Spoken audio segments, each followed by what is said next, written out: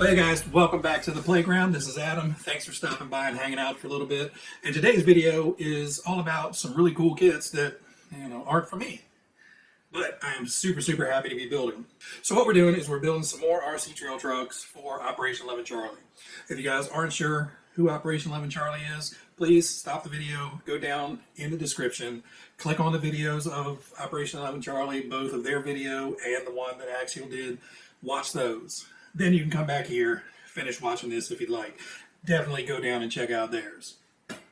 Anyway, working together again with friends of mine to be able to provide a couple different rock crawler kits to Operation 11 Charlie to put in the hands of some deserving veterans.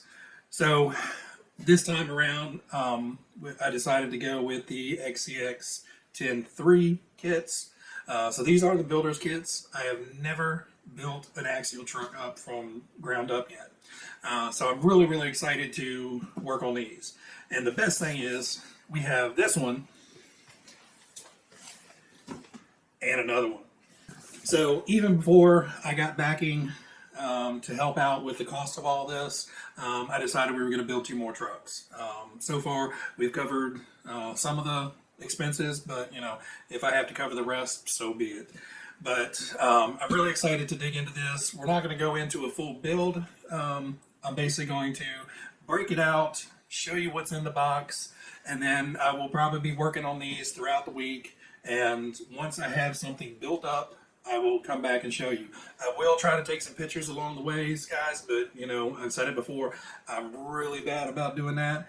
And I just get so excited. I get into the build and I just build. And next thing you know, I've got a full truck and 2 pictures of it. And to prove how excited I am, last night I opened up one of the kits and took out the plastic bead locks and tossed on some aluminum bead locks onto the wheels already, onto the tires already. The other ones should be getting here today, so I just got too excited and didn't have time to start on the kit last night, but did swap out the wheels. I've already got the servos for it, the 35 kg servos. We're going with the 1080 speed control. We have the Spectrum SLT3 3-channel radio. It's nothing fancy, but certainly will get the job done. It's a comfortable radio, has a lanyard hook on it, so these will be perfect out on the trails. You definitely don't want something too heavy. And, with LCD screens and everything, it's really easy to damage something. So these are a whole lot tougher in the long run than some of the other radios are. And, of course, they can upgrade down the road. These will be getting Holmes Hobby motors, don't have those yet, plus they'll be getting a few little tweaks and upgrades as well, but I'm going to go ahead and get the basic kits built, and then once the other parts come in, I'll swap out what needs to be swapped out. But anyway guys, I'm going to get this laid out, take a quick overview of everything, and then we're going to get to building. Alright guys, so let's start off with the manual. This thing is a book, and very well laid out diagrams of how everything goes together. Gives you kind of a listing of hardware and stuff on the side. And one of the best things is I've checked, and these are proportionally accurate. So the depictions in the manual for stuff like linkages are scaled to size. So you don't have to have a caliper on hand. If you don't have one, you can match them up directly to the images in the manual, so that's really nice. You have a full set of window masks, which you have quite a few for the Jeep Wrangler. They do give you some interior stickers for seats and dash and stuff like that, and center console, so that's nice. You have external stickers for hinges and door handles and license plates, all that good stuff for the outside. You have your window stickers, so all of these are tinted, and then your front windshield is clear. So if you want clear windows, I would say just stick the stickers on and then come back around with a hobby knife lightly and cut out the smoke section and peel that out. It's much easier than trying to put on a really thin black line of decal. So I would say if you want clear windows, stick them on like this and then cut it out. I'm going to leave them as smoked. Even though we do have an interior, you still be able to see through them. They're actually fairly transparent even on the paper. through this. So we have quite a few bags. Bag A is both front and rear axle set. Looks like you have your thread lock and tube of grease, all your bearings and everything in there. Rather heavy because the portal gears in there is a lot of metal gears. So in bag B, you have your shock parts. So you have metal parts in one, the shock bodies in the other, and then there's the plastic bits in one other. You have your 2 tubes of shock oil, 35 weight. In bag C, you have what looks to be all the transmission parts, bearings, gears, motor plate, all that stuff. Another very heavy bag. Bag D, you do have all of your linkages. These are some really beefy links. So I like these. They have a little cross hole in there so you can put something in there to hold them if you don't have shock pliers. Keep you from marring up your shock shafts. Bag E, we go on to the drive shaft bag. Metal pieces with the plastic shafts. Then bag F looks like all of your shock towers, your frame connection pieces, the inner skirts for putting all your electronics down to the chassis rail. So in bag G, it looks like you have a receiver container, looks like some mounts or something, and your battery straps. So bag H is your inner fender covers to kind of cover up everything and keep the mud out of the chassis. There is a bag I, which contains the tires, like I said, but I pulled those off last night and put them on some black aluminum bead locks. These Nitto tires, I like those. They have a soft feel to them, but actually a fairly stiff tread, so that'll actually help, grab hold of things and pull you up over them. So nice looking tires, nice tread design, and went on the bead locks very nicely. We will send them off their plastic ones as well. So if they want to get another set of tires, if they want to get something less aggressive or more aggressive, they could throw them on these and be able to swap out wheels and tires really fast. Moving on to bag J is basically all the fender flares and your roll cage, grill, all that stuff. So in this, we're kind of finalizing the body, or finalizing the chassis with the roll cage, and then starting to work on body details with the fender flares and all that stuff, bumpers, driver guide, light lenses, stuff like that. In bag K, I'm kind of surprised this came so late in the alphabet, but your frame rails, so this does have a split frame rail, I'm assuming, so you can do different wheelbases with it. We'll be going with whatever the manual says. And again, we have the radio, ESC, servo. Those come separately. Now you do have your full interior, so we'll be painting this up and decaling it and everything. And then the body, this beautiful Jeep body. I love that the grill is all pre-punched out, so you have that plastic grill insert to go behind. So you'll be able to see basically a nice radiator and everything behind it. So I haven't figured out exactly what paint job we're putting on here yet, but we'll put a nice paint job, maybe an Operation 11 Charlie logo on the hood or something, and then probably do the black roof and colored body. We'll see. I have to get some reference photos and figure out how we're going to paint these guys up. But yeah, that's what you get in the box of the builder's kit, minus, electronics. So none of this comes, but everything else comes in it, except for the bead locks. You get plastics in there. Alright guys, I'm going to start ripping plastic open and start building.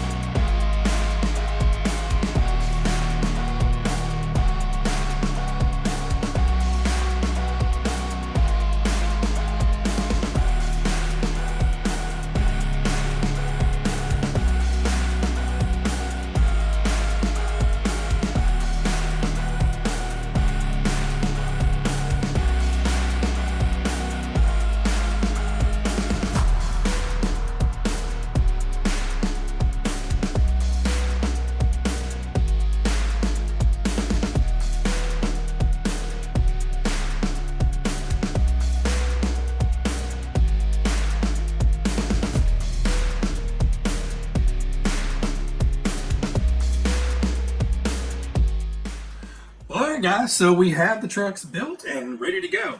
I'm actually getting ready to package these up, get them all safely boxed up and sent over to the folks over at Operation 11 Charlie and get them in the hands of some veterans probably fairly soon.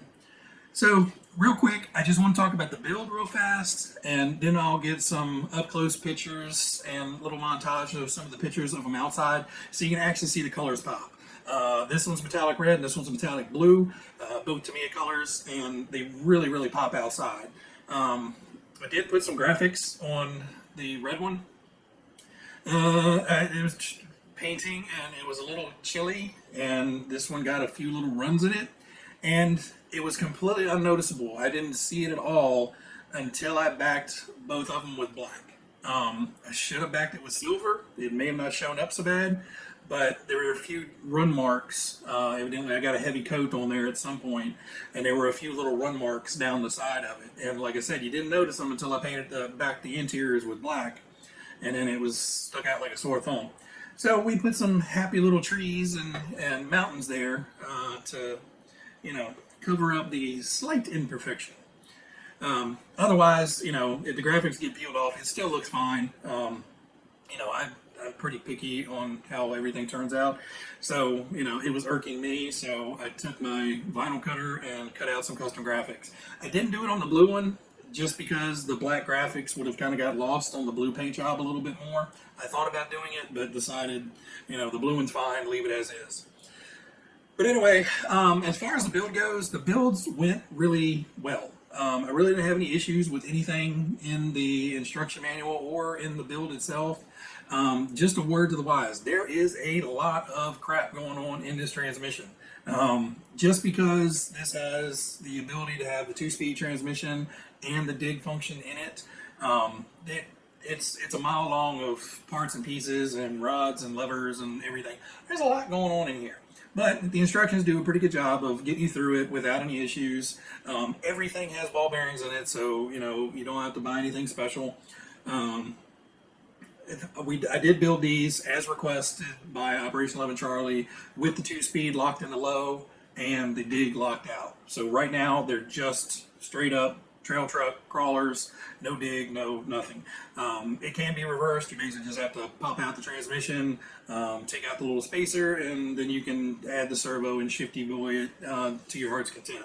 But for simplicity, for new guys getting into the hobby, they wanted them locked out, so less problems down the road of guys not getting it shifted right and grinding out stuff as they're learning. So once they get more comfortable with the trucks and they start tinkering, I'm sure a lot of them will at least go in there and connect that dig up.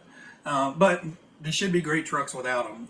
Honestly, I have my SCX 10.3 Bronco, and I play with the dig every now and then, but for the most part it just stays in low gear, and I just drive it how it is. I did paint the interior. Basically we just went with a black interior and I decaled it. The driver figure, I did a full paint job on that, and I'll put a picture up here. I decided to go ahead and give him the Operation 11 Charlie hat like I wear in a lot of my videos.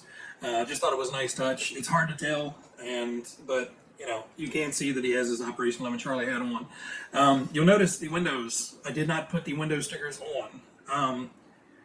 The paint job came out really nice as far as, I got the mask on in a really good spot, and there was no bleed or anything, so there was no, blemishes to cover up with the window stickers.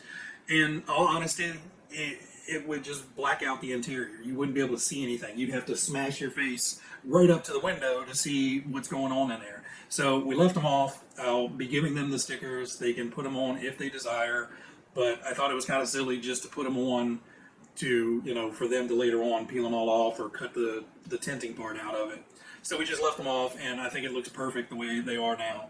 I had planned on potentially painting like the Operation 11 Charlie logo in the hoods, but by the time I got the trucks and saw how little real estate there is right in the center, my vinyl cutter just would not cut out a stencil well enough that I felt confident I could paint it and leave that in there. I thought it was probably going to make a mess of the whole thing.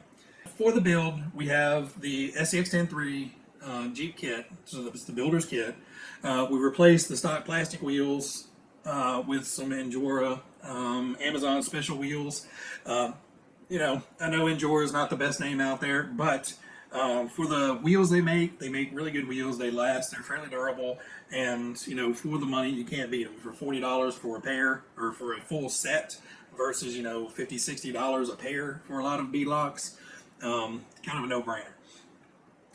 We put in the 1080 Hobby Wing speed controller and a Holmes Hobby Crawlmaster 550. I think it was a 12 turn in here. And so, they should have, it's kind of a bulletproof combo. That Holmes Hobby and Hobby Wing 1080 combo, is about as goof proof as you could possibly put in a truck. Run it through damn near anything and it's going to come out alive. But obviously, these trucks are fully capable. They can upgrade to brushless or whatever they want to do down the road. Other than that, pretty much everything is going to be stock. So I am shipping this off to one of the guys in Operation 11 Charlie. They're actually going to put the aluminum panhard parts on here. They didn't have them, and they couldn't get them to me to put them on, but they're getting them in soon, and the person I'm sending it to will be sticking that on and finishing that off. But otherwise, the trucks are done. I'll end the video with those pictures like I promised. No run footage. I've bench tested them. They work fine. There's no issues. But I am not going to take these out, get them dirty, get them scuffed up, get them scratched up. When I want those guys to get them in their hands, I want them to see the nice shiny that it is. And if any of you guys watch this video later on, please beat the snot out of these trucks. That's what we build them for. That's what they're made for. They're tough. Tear them up. The bodies, you can replace the body. Don't worry about the paint job. Don't worry about the graphics. Don't worry about the stickers. Don't worry about the driver guy. The interior is just slide it out. You can actually get another shell, slide this interior back in, and rock and roll once you have your new shell painted. So that's really all I got today, guys, on these trucks. This wasn't going to be a full in-depth build review. There's a little snapshots in here of the build going on. But I didn't intend this to be a review of the kit or anything like that. This is just kind of a day in the life in the Addam's playground. And, I just want to share it with you guys that we were able to build some trucks. So I do want to thank the people that helped make it possible for me to afford this. Without their help, there was no way I could afford to build 2 trucks for what these things cost nowadays. But I really, really appreciate you guys. I'm not going to name anybody by names, but you guys know who you are. And from the bottom of my heart and from Operation 11 Charlie, thank you so much for your help, helping me out so we can get these trucks in the hands of some veterans. Anyway, guys, that's all I've got for today. I want to say everybody out there, guys, be healthy, be happy, be safe. And for all those out there that have served, thank you for your service. We greatly appreciate you.